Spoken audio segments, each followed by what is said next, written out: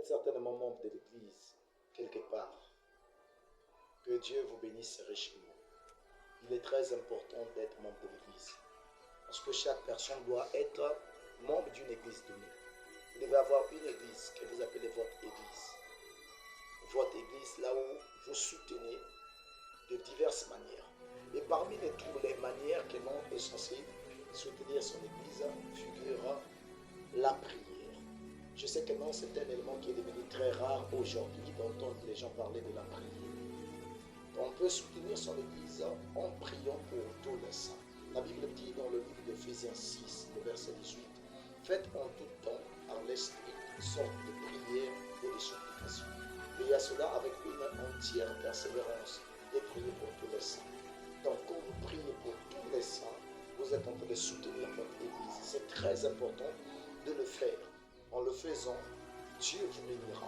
Vous êtes en train d'accomplir parce que les gens se disent que non, être membre de l'Église, c'est simplement venir et s'asseoir. Non, membre de l'Église, il y a beaucoup d'éléments, beaucoup de choses qui vont de pair avec un membre de l'Église. Donc, pour être un véritable membre de l'Église, vous devez soutenir votre Église en priant pour tous les autres. Ça, c'est le premier élément qu'il faut soutenir pour être membre véritable de l'Église. En dehors de cela, dans le membre de l'Église aussi, en priant pour ceux qui sont malades. Quand vous prenez, vous êtes à chaque instant, ça devient une préoccupation pour vous. Vous priez pour les malades.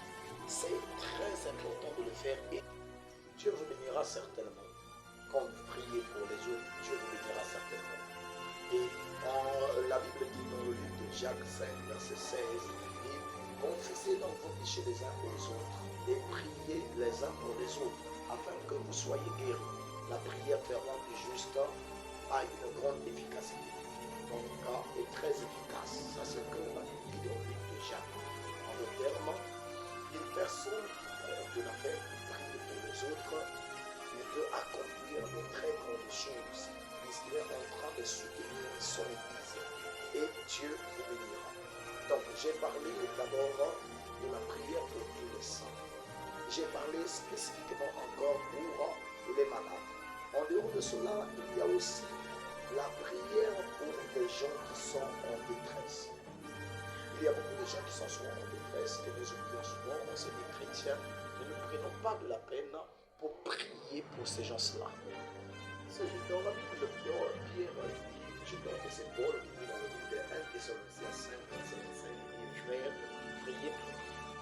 Donc, il y a des gens qui sont, beaucoup de gens qui sont en détresse, parfois on ne se rend pas compte. Il y a des gens qui sont, peut-être c'est une situation de maladie, peut-être c'est la prison, peut-être c'est des tourments que l'on reçoit de diverses manières.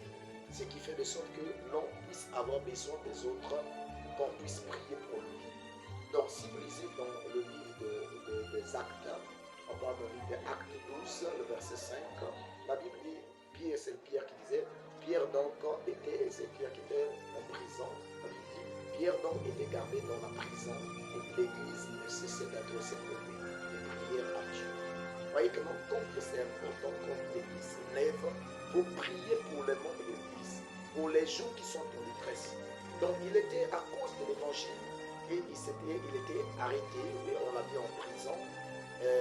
On a mis beaucoup d'espoir donné au cadre des espoirs des soldats avec les intentions de le tuer même.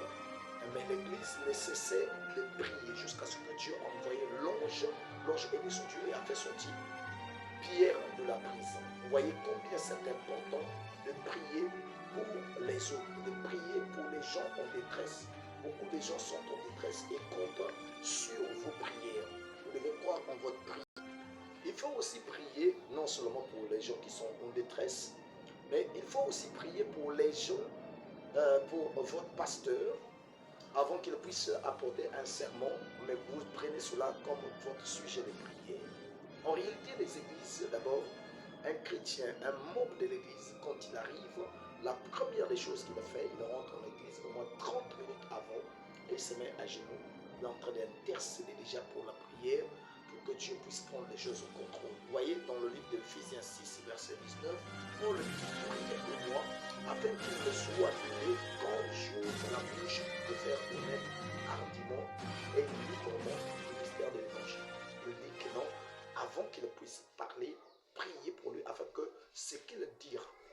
avoir de l'effet, puisse avoir de l'efficacité, puisse avoir de la force. Vous voyez, c'est très important de prier pour le serviteur de Dieu avant d'apporter la parole de Dieu. C'est ce qu'il parle aussi, on répète la même chose dans le livre de 2 Thessaloniciens 3, verset 1er, dans Colossiens 4, verset 3.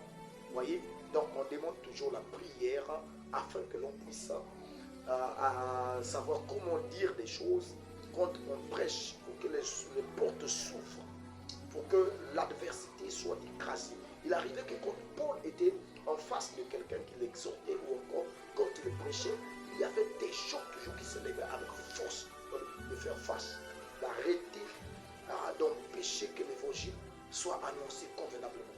Et je vous assure, ces esprits ne s'arrêtent pas. Ils continuent toujours, ils usent des stratégies pour arrêter la parole de Dieu.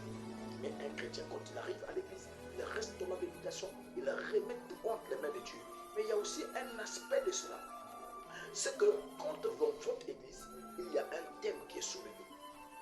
Par exemple, le pasteur est en train de prêcher sur la sainteté. Non seulement la prédication suffit, mais aussi la prière des saints. Quand il soulève ce thème-là, que Dieu lui-même, il amène à l'accomplissement de ce que l'homme de Dieu est en train de prêcher.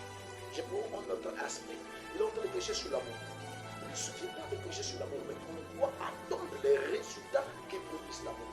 Ainsi, les membres de l'Église doivent prier pour qu'à la fin de ce sermon, que l'on remarque l'impact de la prédication sur les gens, que l'on remarque qu'il y a véritablement de l'amour des gens. Donc, étant un membre de l'Église, il ne suffit pas de venir simplement, de voir des fautes, de voir des manquements, mais votre rôle dans l'Église de faire de sorte que l'Église soit relevée, l'Église ait de l'efficacité et de la force et de la puissance. D'ailleurs, il y a beaucoup de hommes de Dieu qui ont du succès. Ce n'est pas parce qu'eux sont des gros prédicateurs, mais c'est derrière eux, il y a des gens, et il y a des héros et des héroïnes dans l'ombre qui ne se fait pas remarquer, mais qui sont en train de combattre avec force pour que l'évangile puisse avoir de l'impact dans votre église. Ça puisse avoir de l'impact. Ne vous en faites pas.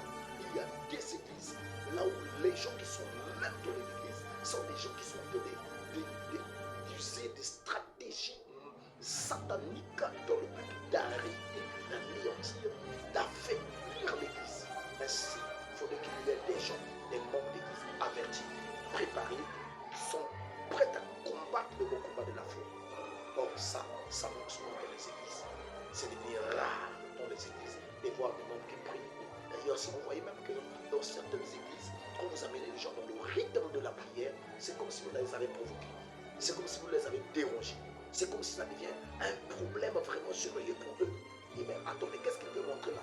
La prière à chaque instant, la prière. Or, ils ne savent pas que non, une église qui ne prie pas ne peut pas avoir un grand réveil. Une église qui prie beaucoup aura du succès, aura de la sainteté, la purification. C'est très important. Le combat ne concerne pas le pasteur seul, mais le combat concerne tout le monde, doit se mettre dans le combat. Tout le monde doit se sentir concerné, doit se sentir vraiment prêt pour cela, doit se dire que non, c'est notre affaire. Le combat là, ce n'est pas simplement pour le pasteur, que nous tous. Pour cela, Dieu apportera l'efficacité. Vous verrez un grand changement dans votre église. Faites cela, vous verrez. Ne laissez pas l'homme de Dieu lui-même, mais faites-vous tout cela, Dieu vous bénira.